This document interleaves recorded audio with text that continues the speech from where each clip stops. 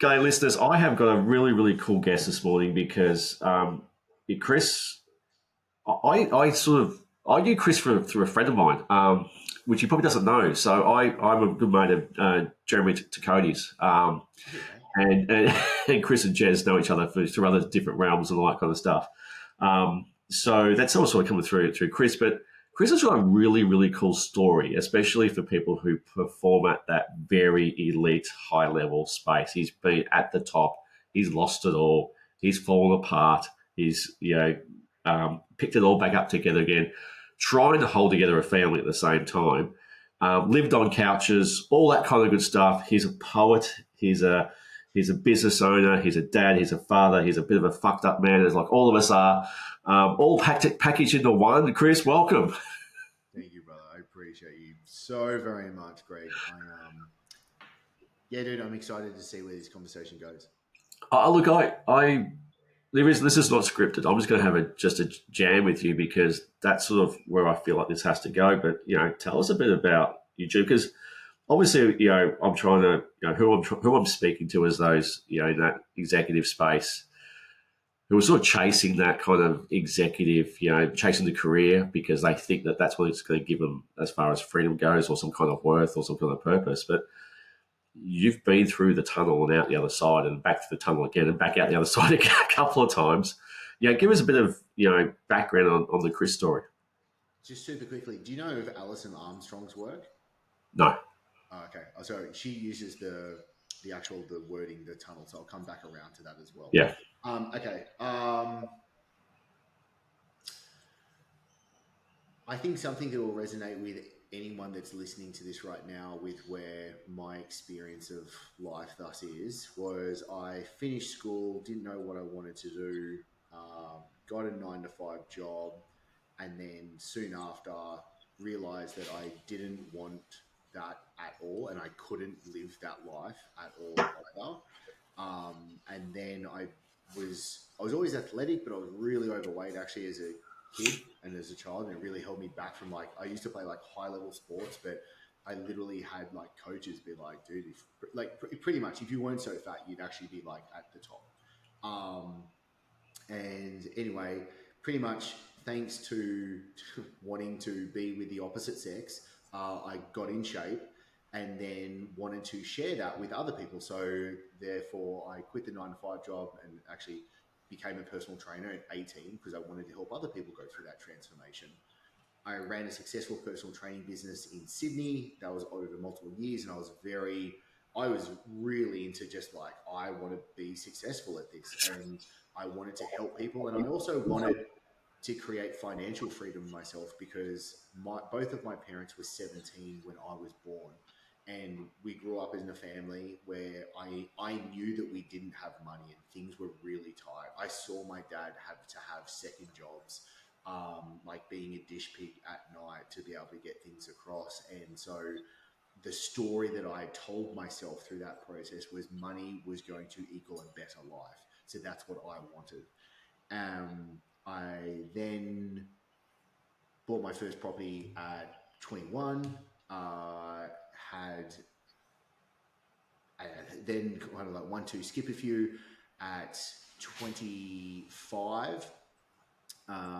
3 days after my wife just in the background getting it right now.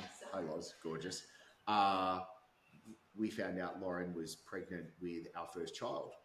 And that was a huge shock because I'd never planned that. And so what in my eyes, I could see that I just bought a second property in Sydney. My wife, newly wife, is now pregnant with our first child. And I saw this like white picket fence life like forming in front of me. And I felt hollow and shit, and I didn't like anything. I didn't like it at all. I was like, what? I was like, I didn't sign up for this, but I was pissed off at like society because I was like, oi, I've ticked all the boxes of success, and I feel shit, and I don't like any of this. And then crazily, 3 days after we found out that my wife was pregnant, I get this email from a colleague of mine. He was a personal trainer that I kept meeting in these courses around the world that we were just randomly bumping into each other with. He was from Melbourne and he was living in Dubai. And so, long story short, we had two McKinsey consultants as investors for us to be able to build a high end fitness facility in Dubai.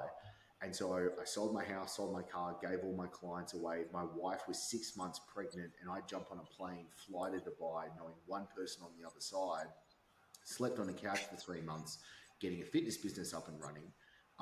Flew back to Sydney. My wife gives birth, and then we moved to Dubai, and we lived there for a couple of years. And all I did was work because I was just like, I have to make this a success. I have like there was no way that I was going to go back to Sydney as a failure. And my dad thought it was a legit joke of me moving to Dubai until the day before I flew. And then he sat down and he goes, "Hey, if it doesn't work out, you can always crash on our couch. That's the worst that's going to happen." And it was Yeah. a good thing for him to say that, because he was like, worst case scenario, Chris, you're sleeping on a couch, you got to get it yourself back up. And I was sleeping on a couch for 3 months when I first got there, but I was like, my ego would Yeah. never have let me fail at that. Like Yeah. I bled through my eyes, right, to Yeah. make it happen. And then eventually I fell more in love with business because I actually started my online fitness business in 2013. And then we moved from Dubai to Bali because we're like, I want freedom. Freedom was like the value that I wanted to be able to operate from and like crave so much. And I saw the life that was unfolding in Dubai was like, oh, no, no, no. One, we didn't want to raise a family there. Yeah. Two, I didn't want to continue that business and like all of the stuff that comes along with it. And so then we moved to Bali, thinking it was only going to be 1 year. 1 year turned into 9 years. That fitness business turned into me creating a business coaching company that taught fitness professionals how to run their online fitness business, because so many other trainers were hitting me up about it. I sold that company, and then I've kind of like gone through the process of like consulting and working with 6, 7, 8, and 9 figure doing founders, and kind of getting to today. But the story that I had told myself throughout that entire process was I've wanted freedom. I've wanted to be able to create a life and business where I operate the way I want to operate from. And it was very status driven at the end of the day. Do you know what I mean? Like, I wanted the money, I wanted to feel good about where I was in society and all of this bullshit. And eventually, the whole thing that I was chasing was I was chasing a feeling that I have recently. I don't want to bullshit myself, yourself, Greg, or the person listening right now, right? Is intellectually, I know that the thing that I am looking for is the thing that's inside of me, right? That I will do my best not to bullshit and deceive myself. I'm not 100% there. Like, I'm not enlightened. Yeah. Still going through the process as well. And even Yeah. like recently, I just recently burnt a $3+ million business down to the ground to start it completely fresh again. Let go of 15 team members, and now I'm down to two new completely team members doing a completely new business. So again, it's completely fresh and going through that process. So a shit ton of fuck ups along the way. Um, So, what's it like chasing that? Like, we, and you know who I work with. A lot of the sacrifices, there is sacrifice in the way to try and, because we're talking about a certain type of person, right? These people are all, they're driven, like they're highly driven to make something of themselves. There is a, whether it's coming from a place of scarcity or a positive space or whatever it is, but what's it like, and the sacrifices you take on to get to where you want to get to. I'm going to play a bit of a devil's advocate here. Some stuff's worth it, absolutely. Some stuff's not. And I think that you and I work really hard. We'll work late nights and we'll do things, and that stuff's worth it. But things like constantly missing your kids' birthdays or your wife not knowing, any connection between the two of you, like you and I both had relationship issues chasing this dream, right? Some stuff's worth it, some stuff's not, isn't it? Massively so, massively. My wife said to me, and it fucking broke me when she said to me, "I'm a married single mom," and Yeah, like, I got I'll that too. I'll hold the tears back right now even saying that, because it is still it is still so like, oh, I fucked up so hard. Because why are we doing it in the first place? We tell ourselves we're doing it for them, right? We tell ourselves, Yeah, oh, this is for us. Like, I'm a provider, I'm a protector, but that's a lie, yeah, right? And that's like, that's self deception as well. And so there is, it's such a great topic, and this is something that I believe every man needs to be able to like come to grips with, because yes, we want to. I'll speak for myself. I want to provide. I want to protect. I want to be a man that I truly admire as well. And yeah, there's also very much a case of there. I do think there is the need to have to go through the achievement, status building, all of that sort of stuff. Like, when yeah, we can't get away from the status game, right? Um, but at the same time, what's it worth, and what is it really willing, right? I've got four daughters. I've got a wife. I've got friends that I want to be able to spend great time with. And so much of it is a case of, well, what's really needed for that? And like, really, when it comes down to the money, like, I'll be like, as you said before we hit record, you were like, is anything off limits? I'm like, no, nothing's off limits, right? I'm nearly at the point of like financial freedom, where it's like, and for me, I define financial freedom thanks to a friend of a mentor, Sharon, which was, uh, your passive income is 200% of your living expenses, right? yeah, And so for me, coming to a point of like, I know that I'm months away from being there, very thankfully, from being able to build the skill set of building businesses, helping other people build their businesses. Like, I've sold a company, like all that stuff. But so much of it as well, when I look back through my history, and I do, 4 days ago, I literally sat down with my journal and I went back through like my history, and I was like rewriting the story so that I could be the, at each chapter, seeing it as a gift, seeing that the hard yeah, part, seeing that when I was clinically fucking depressed, it was a gift, seeing the multiple times that I had severe suicidal ideation, it was a gift. Like, I've had times where I've been driving my car where I go, if I just put this thing into a tree right now, no one will care. And I'm actually a burden being in this world. Like, that is, and the crazy fucking thing is, I know at that time of me saying and thinking that to myself, it logically made sense, right? yeah, Like, the yeah, devil on my shoulder was logically making sense to it as well. And yeah, so I think that's where it's a case of how how do we define what it is? How do we, no, not define, that's a bad word. How do we truly know what it is that we want as well? Because I think very much in the case of like us, our high achievers, if we want to slap that label on us, we're wanting to achieve other things through memetics, right? We're like, we're seeing other people, we're seeing this other person run this business and run the business this way and earn this sort of money and be like, yeah, that's what I want. And then you naturally start gravitating and doing that sort of thing, which is a shadow side of like these business masterminds and groups and all this stuff that we know. But they're very much a good things. Like, I'm not, do you know what I mean? Not shying away from that. But there is a shadow side to it where it's very much a case of, I was running after things and doing things that weren't aligned to myself, and it was fucking me over in a very serious way. yeah. Because we have these people, these circles we sort of go in, and we're all chasing something, and it's exhausting. Like, it's this constant need to try and get something or gain something or have something or whatever we're chasing. There's constantly needing to, fulfill um, this drive. But one of the things that I'm really interested in with you is that on your business journey, you haven't chased business. One of the things that sets you apart from everybody else, when I say you're a bit of a poet, like go on to Chris's website and look at the stuff he writes.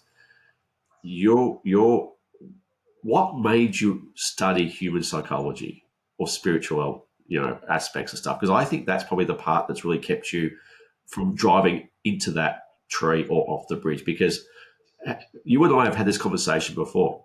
I'll put posts up on LinkedIn or Facebook and stuff like that. I'm not going to get comments on it. I'm not going to get comments on my stuff because the reason for that is that my stuff people aren't going to comment on because it's deep psychological. It's not just here's an infographics about emotional intelligence and people commenting about, oh, that's great, great, great, fantastic. What you and I will post out there may not get any comments at all, but it cuts deep into the person, and it's a very silent stuff. It goes into the background of people. People aren't going to comment on there and say, "Hey, this is great, Greg. My life's fucked as well too," and all that kind of stuff. So, what was the driver for you to go down that path of having a very deep psychological understanding about how you work and how? Because I think that's the difference between having a very peaceful, free, successful, what do you want to call it, purposeful life is the ability to understand how you work and other humans work. It's a fantastic question. Um, I think where the psychology stuff came from was purely from a need aspect. I was so curious because I needed to know what the fuck was going on between my ears, and like needing to solve my problems. Like everything that I share is completely autobiographical, right? Like it's Yeah. like if you read any of my essays and watch any of my videos, the whole point is me solving my own stuff, and hopefully I can share it out to others for them to be able to profit from it. And so the psychology stuff definitely came through it. The spirituality stuff, like I've thought about this recently. So this is the story that I've told myself, right, with the spirituality Yeah. stuff. Because I know the people that know me, and I know you know this, like I'm spiritually in the closet, right? Like I'll, Yeah, I'll, you are. I'll smoke toad. I've done multiple darkness retreats. Like it's not like I've done it all, but I've had a good crack at it, Yeah, right? good tilt. Yeah. Good crack. And very much the case of, I remember my parents gave me a book on meditation when I was 11, and I remember they and it was more like just like, hey, here's like a book. It was like a little book, and I remember reading it, going into my room and meditating for the first time, and I had an experience. Like I had a deeply profound, peaceful, domain experience, and I remember something got planted then. Yeah. Go ahead 10, 11, 12 years, and I was a personal trainer, and I had this amazing couple, Peter and James, and they were Buddhists. And I remember them, like, and I always had some sort of gravitational pull to Buddhism. And it's just, I don't know where it's come across, but I had these two personal training clients of mine, and they were practicing Buddhists, and I was better exposed into doing that world, but they were very successful. So this was Yeah. like, this is the thing. And so Peter, he one day, he was like, "Hey, I'll take you out to lunch." He comes, picks me up in his Bentley, and took me out to lunch at this really ritzy, do you know what I mean, Yeah. fancy place, and genuinely had a fantastic conversation about me. And he was able to, on a very practical level, be like, yes, I have all of this stuff and I'm successful and I have this money and I've got the car and blah, blah, blah, but I'm not attached to it. Right. Now, Yeah. I did not get that when I was 20, 21. Right. I didn't, but another seed was planted. And I don't know, I don't remember why, but I remember one point I was in Thailand to actually write this. I was finishing a business book that I was writing, and I went to Thailand for like a week till I just like crank out this book. I didn't. I finished the book, but to tell you the truth, I spent most of the time just reading. I couldn't get enough like spiritual context. Yeah. Then I was like, okay, my process has always been was I want to go to the best people in the world and to be able to learn from them. I did that as a personal trainer. I literally spent pretty much every spare cent that I could traveling to do private internships and courses all around the world. And so at one point as well, I even hired, like I paid as a consultant, a mentor, whatever, and I was doing weekly one-on-one private sessions with a philosopher. And because I said to him, I go, I want you to teach me every single philosophical school, every single philosopher. I want to be completely well rounded because I was very Buddhist and Stoicism. Like that's where Yeah. I started. But I was Yeah. also like, I want to see the counter arguments. I want to see Yeah. all the rounded edges. I want you to show me the different lenses in what, like what's good, what's bad, so I can form an opinion for myself. And then I just haven't stopped.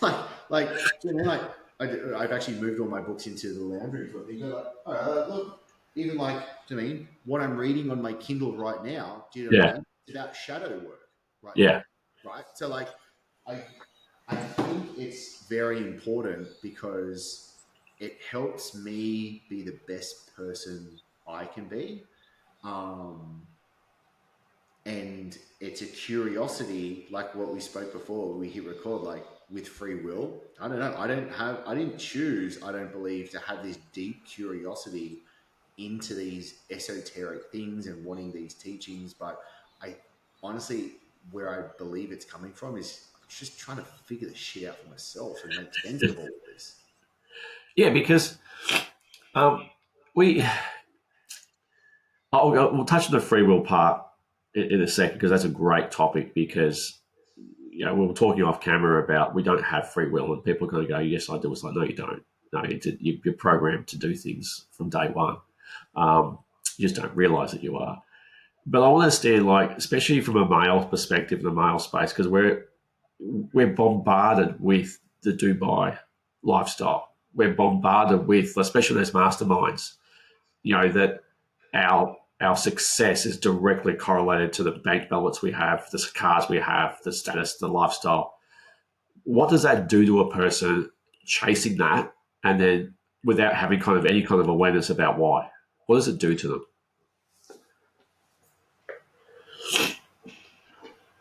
It rots.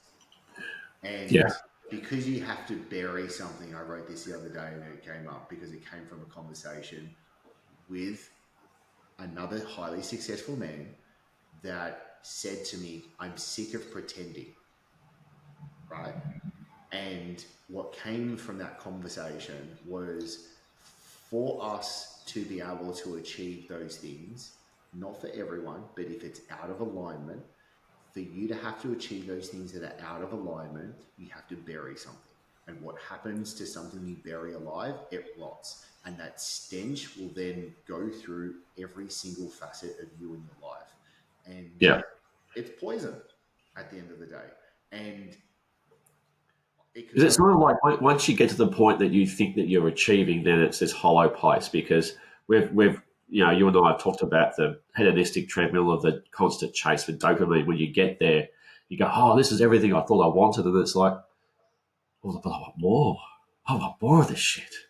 I need more status." I've been thinking about this for fucking for a ridiculous amount of hours recently, right? So it was 2 nights ago. We put our girls to bed, sitting there on the couch with my wife, and doing this. Just a couple of candles lit, and we're just sitting there enjoying doing peace and quiet Yeah, before we go to bed.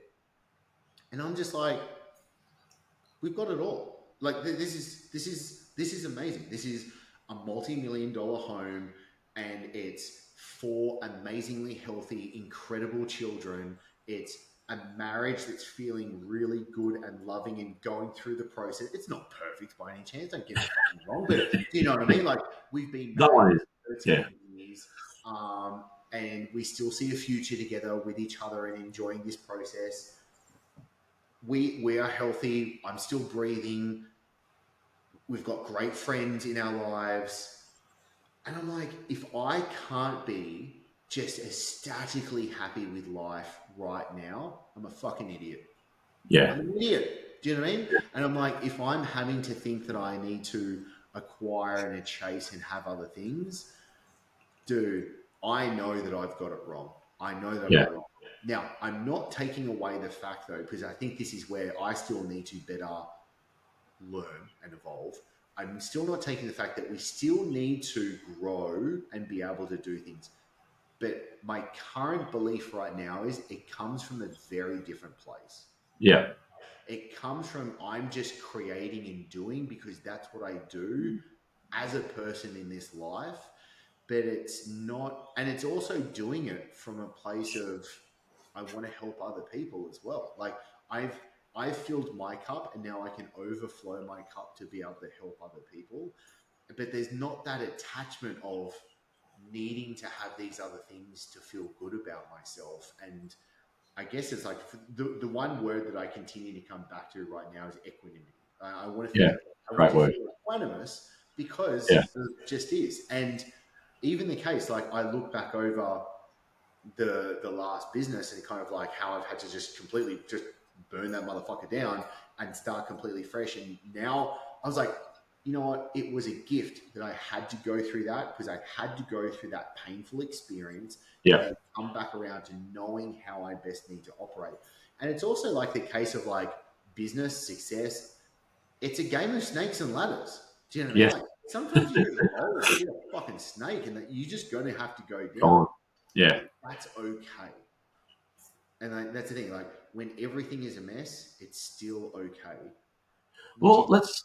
yeah. I mean, because I think we get con with the word purpose. Like it gets thrown around so much about I've got to have purpose in life. I've got to have drive for this thing. I've got to have so many followers, whatever. Like this, we have this, especially in the spiritual stoic kind of world. I've got to have purpose and meaning, and that's a trap too, isn't it? Because what happens when what's the main message with purpose these days? It's external. Mm-hmm. Mm-hmm. I think it's, why can't you just be you?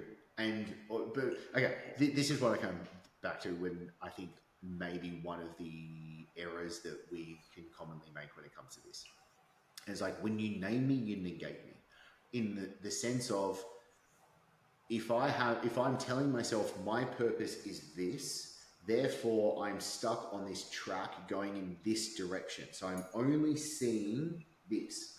I'm not seeing this, right? Yeah. And so very like this wasn't that long ago.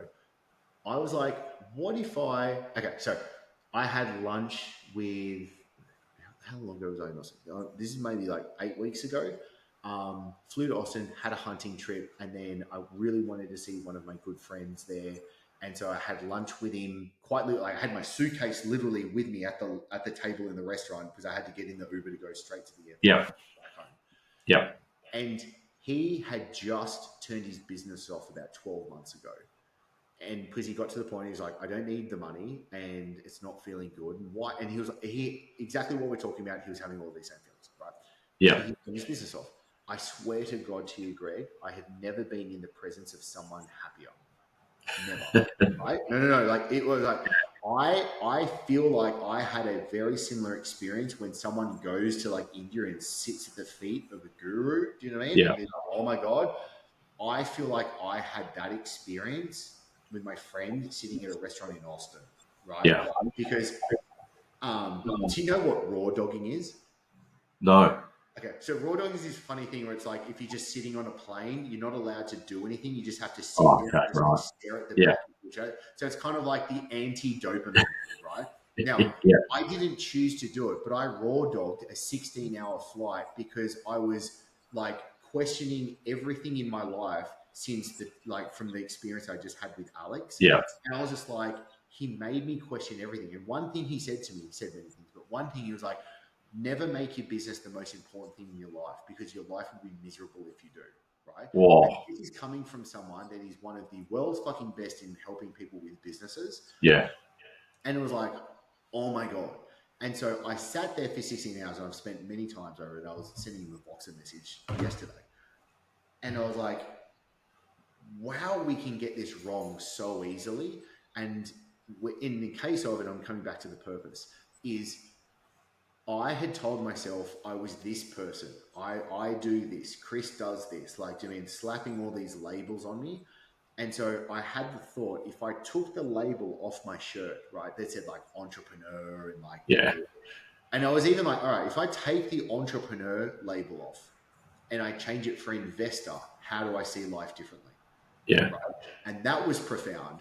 And then it was thinking through, I was like, well, if I took, let's say, if I went on sabbatical for 12 to 18 months Yeah. and I was like, what the what would I do in the day? Like when I wake up in the morning and I don't walk in this office and I don't have this to-do list to do, who am I? Yeah. I Yeah. question everything, and it's still going through that process. And I think that's where the purpose that we can get caught up in is us telling ourselves a story that is not true, or at least not being able to look at different options periodically throughout it. Because I don't think we should have that floodlight experience the whole time, because you're not going to get Yeah. any. But at least Yeah. being able to be like, okay, for this next chapter of my life, this is what I'm going to do, right? Yeah. And then doing it, but then coming back out of it and giving yourself the time and space to question that also, and to be able to have that proper like reflection period. Because I can imagine people listening to this and going, it's okay for you guys to talk about this because you've done it, you've sacrificed, you've pushed your relationships to the brink. If not, we've both had conversations about if you keep doing this ongoing conversation, but you've made it. You now have financial freedom. You now, and so people kind of think, well, that's worth the sacrifice. That's worth it, kind of stuff. It's okay for you guys to talk about this because you're financially free.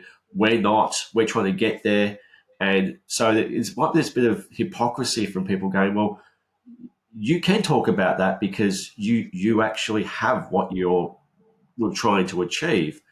Everything's still together. You still got your families. You still got your wife. You know, so why wouldn't they do it? You're saying one thing, but then you've done one thing, but saying something different. And I'm just starting my journey out, and I want to do this because I want to mimic or emulate you guys because you have made it, and that's what I want to. Because we're NLP is about modeling and stuff like that. I want to do what you're doing. Aren't you guys talking a bit of shit? Yeah, it's rightly thought. I mean, if someone's thinking that right now, I'm not going to say that's the incorrect thought to have. I'm going to say, great. What are you going to do about it?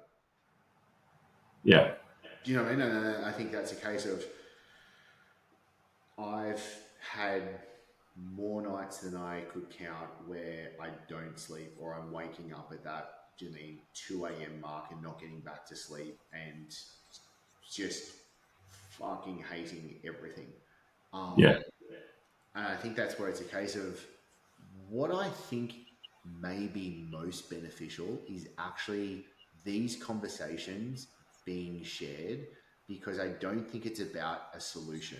I don't, and this is why I'm not going to go there, is a case of I'm not trying to be prescriptive of this is the 5 steps to freedom. That's not the yeah, case at all. I think it's a case of, hey, like a dude listening right now that is saying, well, I'm in a shitty situation. I know that I'm here. I know the life that I want is over there. And there is a gap right now. And that gap is causing me pain. I'm not saying right now, even the steps for you to get there. I'm just saying to you right now, I'm sitting in the mud with you, right? yeah, That's it. I'm sitting in the mud with you. I'm here with you as well. You're not alone. And I really do wish that we get out of it, right? Can yeah, I say that you're going to get out of it? Nope. I don't have that crystal ball and I don't have that power. But I think that's a case of like, we're in it together and this is a team sport.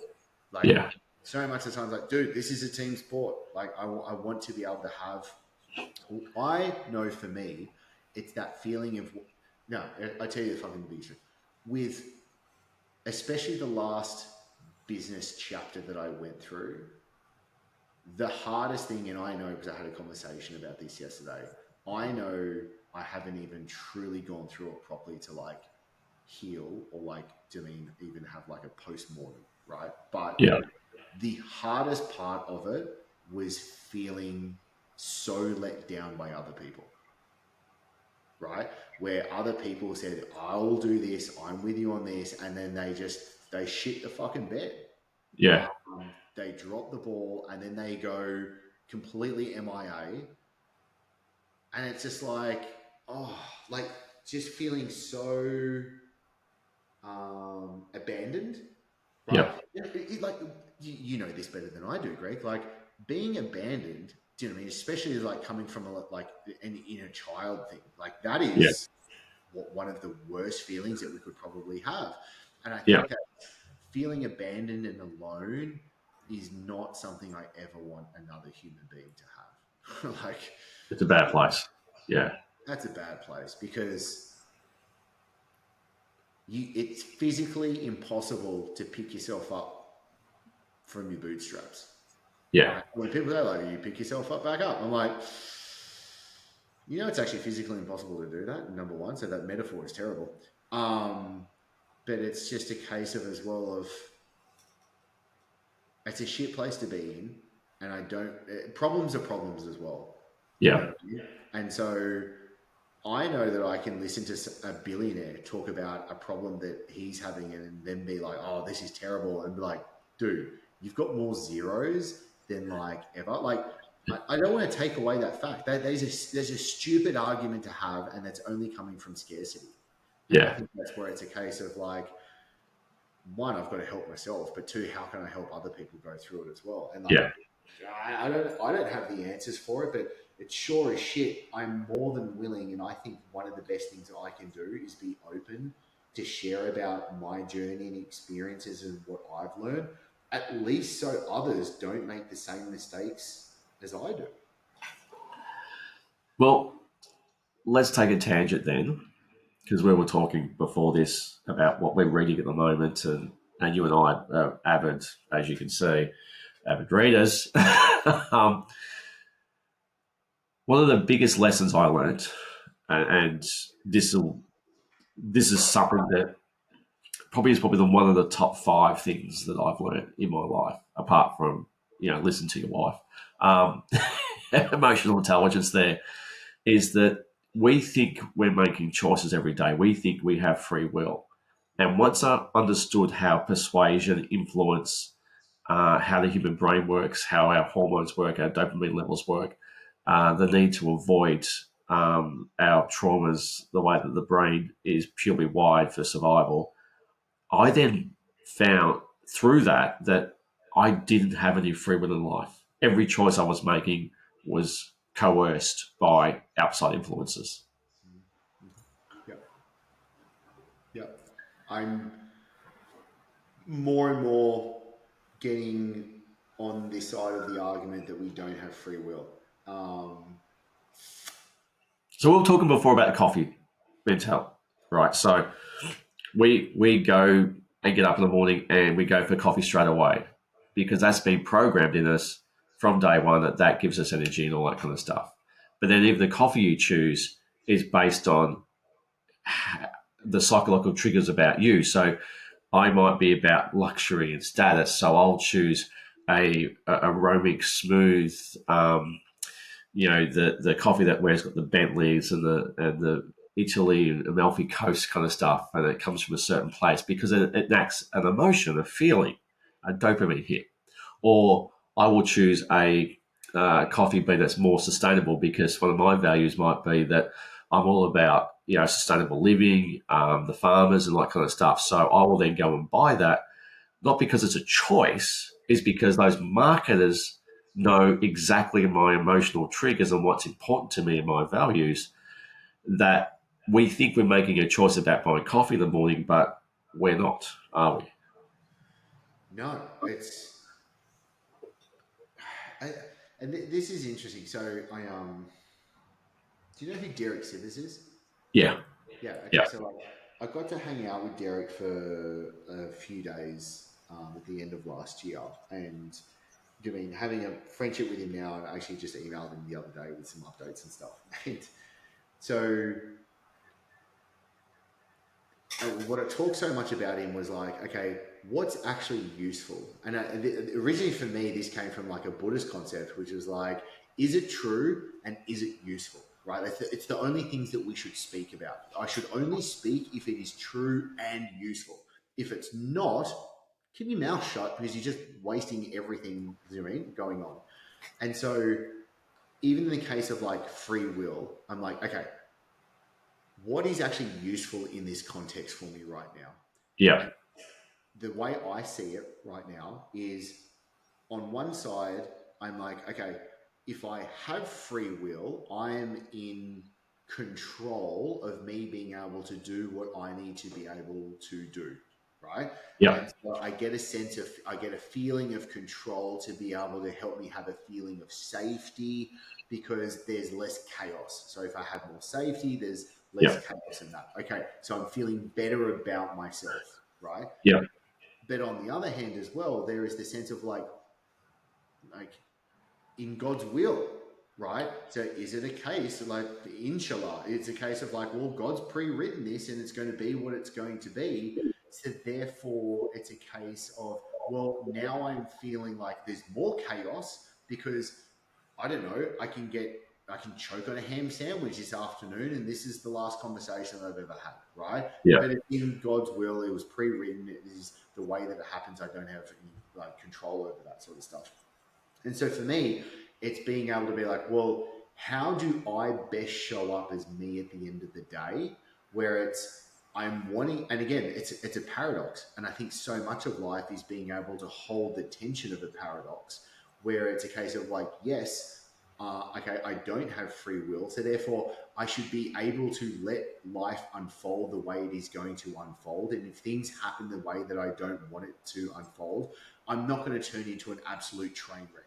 But at the Yeah. same time, I need to be able to also show up and do the things that I need to do to hopefully be a good human being and help others live a better life at the same time. And so that's where I try to wrap my head around this right now because It's a cool subject, isn't it? It's really cool because once you open Pandora's box, mm, you can't shut that stuff and go, oh, because it's self awareness about why am I making the choice that I'm making? Why am I doing this? so okay, so this was something I did an episode on this a little while ago. It was actually quite a while ago. Because I did a post and I was like, identity eats discipline for breakfast. Yeah. And so the point is, so I'll have people come to me like, oh, Chris, you're in great shape. You're so self disciplined. And I'm like, I don't believe that. I No. know that I have the tool of self discipline there, but that's not actually the thing. It's because I have gone through the process to create the identity of who I am now.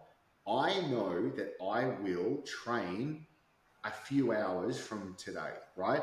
I know Yeah. that I woke up this morning and that I went for a morning walk. Like, I know I do the things. And so this is where it's like, do you mean a hunter's hunt, a lover's love? Do you mean a winner's win? A healthy person does healthy shit at the end of the day. Yeah. Like, I don't question it, right? And so even like, I had this conversation just the other night with someone. Like, I haven't drank alcohol in 12, 13 years or something like that right now, right? And it's just not an option for me anymore. Like, Yeah. I don't have even the question mark of should I or shouldn't I. It's not Yeah. even on the table. It's not even there. So if it's not there and I'm not having to choose it, is that self-discipline? I don't Yeah. think that's the definition of self-discipline as Yeah. well. And so I think that's just where it's a case of what is most useful for me to do the shit that I need to do at the end of the day so I don't hate myself and hate life. Yeah. Yeah. And it's like you are one of the biggest gifts you can have as somebody who's trying to be successful or is successful is to have that awareness about how you work, how the brain works, and that identity based actions. Like back to the old you and I have studied the Heminic principles, right? As within, so without. It's having that awareness that all of a sudden, if you once you start to delve down this space of understanding how we operate, you're in a different game. You're in an elite level. You're in a top 0.0001% of people in the world, and that then opens up ways of life that you were actually seeking in the first place to appear, rather than the treadmill of just constantly trying to get stuff to feel like, oh, now I'm successful in the face of everybody else, or now I'm trying to prove to my parents that I'm, successful, or whatever you're trying to do to avoid some kind of trauma or pain. So, mate, what would happen? Like, we'll finish this up, but if someone was sit this place right now and going, I'm going to drive my car into a tree, what would you say to them to just go, right? Okay, How is it going to get back in line? Because my thing is that we're confused with overwhelm these days. There's so many things, so many processes. There's 12 steps, 10 steps. There's making change is relatively easy. It's about understanding perspective. That's it. You know, and the nature of reality is purely thought based. And once you understand that, then life's your oyster. But if you're in a situation where you've got a business owner who's just ragging, so like, I'm miserable, I'm successful, I'm tired, my relationship's about to fall apart. Why do I do this? What would you say to someone like that if you had 5 minutes with them? Yeah, I think the thing that just comes to me now is redefining success, number one. So it's like redefining your aim and where it is that you want to go and why you want to go there. I think Yeah, that that is one of the biggest issues is because we haven't truly defined success in the first place. yeah, And for me, like, I've written only a little bit about this, but when someone says like success, I want to be the most successful person that I know. And the only truly way to know that is because success is simply I achieve what I want, right? Like, okay, it's as basic as that at the end of the day. And so firstly, you've got to know what you want. So yeah, like know what you want, right? So yeah, what is it that I want at the end of the day? And that's a curly question. You know, that's about 6 podcasts by themselves just talking about that sort of stuff. And then it's simply okay. Then how? Once I know what I want, how do I go about actually getting there at the end of the day, right? yeah, And then there's the question at all, like, should you want anything? Is that like is desire the complete wrong thing as well? And again, I don't think I don't fully subscribe to, let's say, the Buddhist philosophy of just completely renouncing all desire. I don't think yeah, that I just don't think that is correct or true. yeah, Um, and then there's the case of perceiving what is actually happening as well. So, can I change the lens in which I'm actually looking at life through to see it, or look at it from a different perspective to see it in a different way as well? yeah, And that's a continually daily practice of being able to go back there. Like, if yeah, there was something I wish I could create, like, I was like, I'd create something about the practice. And the practice is how do you show up on a daily basis and starting from the beginning again? yeah, Um, and being able to, again, knowing what is success. If you're hating yourself and you're hating the life that you've created and where you're at, and it's feeling hard and it's feeling wrong and it's just feeling like, what's the point? Then I get it because I felt that plenty. But then when I've looked into, well, what is it that I've actually wanted? One, it was the wrong thing. yeah, Two, I was going about it the wrong way. Three, I was looking at the entire situation and myself in the wrong way as well. And yeah. so I kind of like kept coming back to those few things to question and to hopefully answer in a different manner as well. I think that's perfect because what you're sort of alluding to there. I'm not trying to put words in your mouth though, but any success that you do have requires some kind of assistance in the space of understanding you. You can get so many business coaches out there to drive success and numbers and all that kind of stuff, but without some kind of to sit side by side with you and go, "Hey, Chris, pull your fucking head in. Mm, What are you doing?" mm, totally. And there's, yeah, it's funny. Like, okay, you could use a label as like business coach with me. I've done that before. Like, I Yeah, don't really do that anymore. Yeah, okay, you can use it. I'm fine. But the funny thing is, I'm a you're a lifestyle coach. I'm a Trojan horse Yeah, because on the outside, I'm like, yeah, I'm going to help you make money. And sure, that's it. But I know deep down, it's a case for me to actually go, well, it's not that you wanted at the end of the day anyway. It's yeah, actually this other thing over here, and that other thing over here was inside of you the entire time. You just yeah, thought you had to go out there to go and get it. And yeah. it's a journey to go and go through that. And I think we've all got to go through that journey. I don't think it's a case of like, no, you can Correct. just skip that and just get to the end. I'm like, no, you got to go through the path, dude. It's just the way is going to be different for all of us. It will. Mate, appreciate that. Thank you very much. Thank you for being so open and honest. I know people are going to get something out of this.